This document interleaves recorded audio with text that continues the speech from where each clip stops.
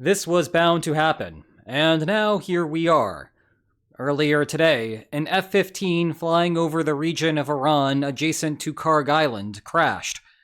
The Iranian government claims that it was shot down. The crew of two both ejected. American search and rescue teams quickly recovered one of them. At the time of writing, and bear in mind that this is a rapidly evolving news story, the other one remains missing. Now, because the situation is likely to change again by the time that you watch this, what I want to do today is discuss the more general problem at hand. Maybe Iran will capture the Aviator, and we will be living in a situation that I'm about to describe. Or maybe the United States will recover the Aviator. But as time passes, and the war persists, assuming that it continues for more than 2 or 3 weeks, we will eventually find ourselves back in this position. And that raises the question of how to think about the situation, whether it is happening now or later. In particular, I want to cover the post-Cold War I history of combat shootdowns of fixed-wing aircraft, to hammer home the point about the inevitability of the situation. Then we will explore the political consequences of Iran capturing a downed Aviator. Afterward, we will turn to how this might change US battle plans, with an eye toward the bigger picture involving China. But let's start with the recurring aviation problem. And to be clear, the problem here is something that would make every other country's military jealous. The United States can dominate the skies like no one else. But that does not make Uncle Sam invincible, and that may be one of the key lessons for today. 1991's Operation Desert Storm is a testament to this, though it happened as the United States was transitioning to being a high-tech modern master of the air. Saddam Hussein's forces downed just under 30 fixed-wing aircraft during the war, the plurality of which were A-10 Warthogs. They are a lovable aircraft, and we will be talking about them a bunch later.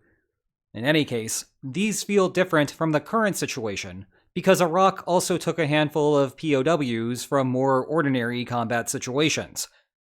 Rather, the best comparison to today is from the Bosnian War, where Scott O'Grady hid behind enemy lines for 6 days before US search and rescue operations located and extracted him. Add F-16s to the list of aircraft that are not invincible. In Kosovo, 2 more targets were shot down. One of these was an F-117 Nighthawk, notably a stealth aircraft.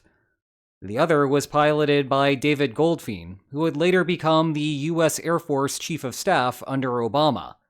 Trying to get closer to the present, the current situation may feel strange due to a lack of such shootdowns during the wars in Afghanistan and Iraq. On Saddam's half, another A-10 Warthog was the target on April 8, 2003. The Taliban, meanwhile, claimed various strikes, but none were confirmed. If we restrict attention to the current war, you might recall that overeager Kuwaiti defenders brought down 3 F-15s on March 2nd. But those were friendly fire incidents, and thus there was no risk of US pilots falling behind enemy lines. In terms of enemy strikes, there are various reports of Iran having struck MQ-9 Reapers, but those are unmanned and thus still carry no risk. Where things become serious was on March 9th, when Iran hit an F-35. The difference between that and today is that the pilot was able to guide the damaged F-35 back to a friendly base. I am raising this point because, again, domination does not mean invincibility. I am sure that you have already heard claims that this strike demonstrates that the United States has lost control of the skies. If that is true now, then it was true back on March 9th. Control over the skies should not be determined by whether a pilot survives or not. In other words, we should pay attention to process, not outcome.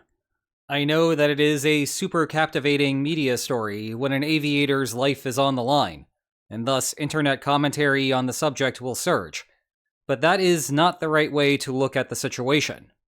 Consequently, I would describe the current situation as worse than the general public may have been thinking about it 24 hours ago, but roughly the same on the more analytical side, because that risk was already understood.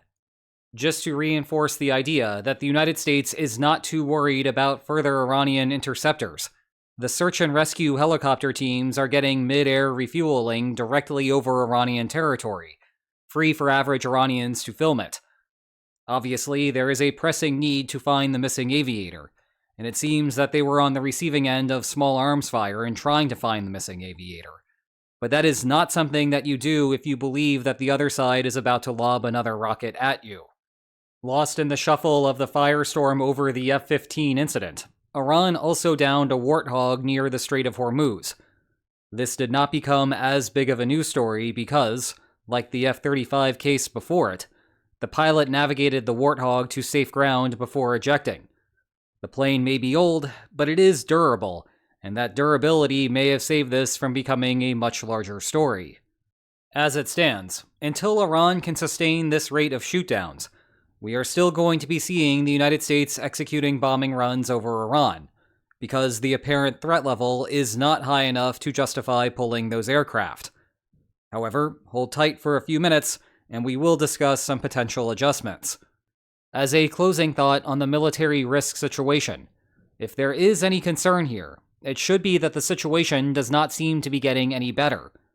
An aerial campaign is predicated on attriting the opposing side, so that it gets progressively weaker over time.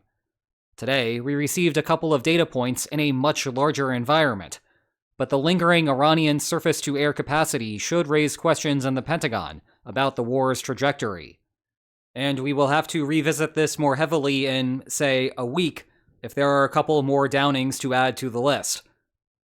The bigger concern is the political fallout from what happens when a pilot lands behind enemy lines. This could go a couple of different ways, neither of which is good. The deceased pilot's body is dragged through the streets, or the surviving pilot becomes a prisoner of war. Either way, images proliferate across social media, and the optics are horrible for the United States. If we can rewind to literally day one of the war, I said, if this campaign lasts for a long time, inevitably an American will die. Will that cause the public, which is perhaps confused why we are there in the first place, to lash out against the war? Bringing back Clinton for a second, he knows the consequence of fatalities in a war with an unclear benefit. And while the mission in Iran is clearer than the Black Hawk Down in the Battle of Mogadishu, this should still raise some concerns inside of the White House. Yes, my earlier list of fixed-wing aircraft incidents left out the most concerning parallel from Somalia. Because it is not just fatalities that matter. We have already seen more than a dozen of those. We have images of their flag-draped caskets returning home, and none of that moved the needle. A mutilated body for the American public to see? That might be a different story.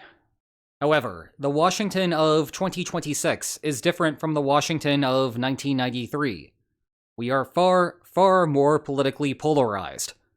Democratic approval for the war cannot change much in response to a Black Hawk Down situation today, because it is already close to zero. Independents are more likely to move. But the biggest question for me is whether you will see wholesale abandonment of Trump by Republicans. Certainly, he has already lost the cohort of America First isolationists by just dipping his foot in Iran. Where the rest of the MAGA movement draws the line remains unclear. Switching gears, let's discuss some of the military implications for the United States. Airstrikes will continue in the wake of the F-15 shootdown. There may be a renewed emphasis on searching for Iranian anti-aircraft systems, though. That would delay further strikes on what the Pentagon views as the more valuable targets. As a reminder, the first-order effect of anything like this is for the United States to lower its demands at the bargaining table, but for Iran to fully offset that effect by raising its demands by an equal amount. How a slower war plan affects bargaining frictions is the more important question, and the answer will vary depending on what you think is underlying the war.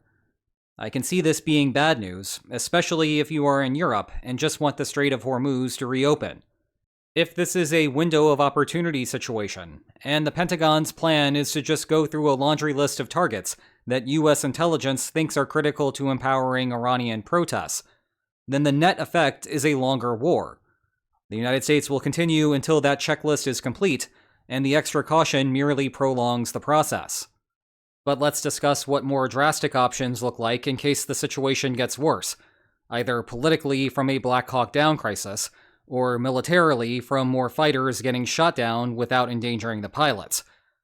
We could be seeing the first part of this if, for instance, Iran has developed a new strategy for striking US fighters, and today's targets are the first round of that larger strategy. Well, the first step is to increase Tomahawk launches. Remember, the United States burned through hundreds of Tomahawks over the first few days of the war because they are safe. You fire them from far out at sea, and there is no American life hovering over the skies at risk. That softens the enemy in preparation for the greater aerial operations, like what we have seen afterward. Reapers do what they can in the meantime.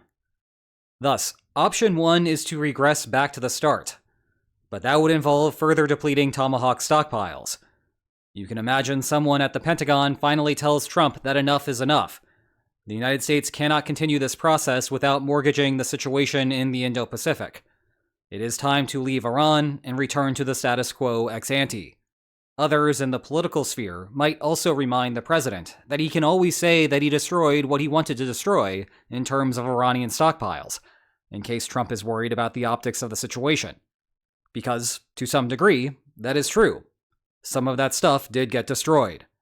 And perhaps that group can take solace in how, despite today's setbacks, the United States has controlled the Iranian skies for more than a month, despite some Chinese platforms intended to boost Iran's defenses. Just in case anyone gets any ideas about invading Taiwan. And a reminder that there, the roles are reversed, where the PRC would have to figure out a way to get their fighters off the ground to change the status quo. Returning to Iran, a less drastic revision in strategy might be to cut back on Warthog missions along the Iranian coast. Again, they are durable aircraft, but they lack defenses against anti-aircraft missiles, so strafing runs along the coast might seem more dangerous. Maybe that is what happened today. The trick here is that while Warthogs are not as valuable as modern fighters, the propaganda value of getting the pilot is more important for Iran. In better news for the United States, they could continue thinning out Shahed drones directly over the Gulf, where distance can act as the Warthog's shield. A medium option is to reconsider which fighters fly over Iran. To further drive home the point that the United States was well aware that an F-15 could be struck, note that the F-15 is not a stealth aircraft. The F-35, however, is. If Iran could strike a stealth aircraft a few weeks ago, then certainly Iran would have an easier time striking a non-stealth aircraft. The only reason that CENTCOM employs the F-15 is that they can deliver substantially larger payloads. So a half measure would be to temporarily pull the F-15s, do some more target softening, and then get back to the full program. Okay, with that, what are our takeaway lines for today? Regardless of how today's crisis ultimately unfolds, Iran taking living or deceased bodies of U.S. service personnel is a political liability for the Trump administration, with just how bad being a bit ambiguous. The United States will only make minor modifications to the battle plan in light of the incident until Iran demonstrates that it has this capacity more regularly. And the options that the United States has to scale back to a safer operational strategy are not good. What is good is that we are entering the weekend. And I leave you with a photo that at least some of you appear in. That's right, Lines on Maps spares no expense to ensure a happy audience. Meanwhile, you can make me happy by having enjoyed this video. And if you did, then please like, share, and subscribe, and I will see you next time. Take care.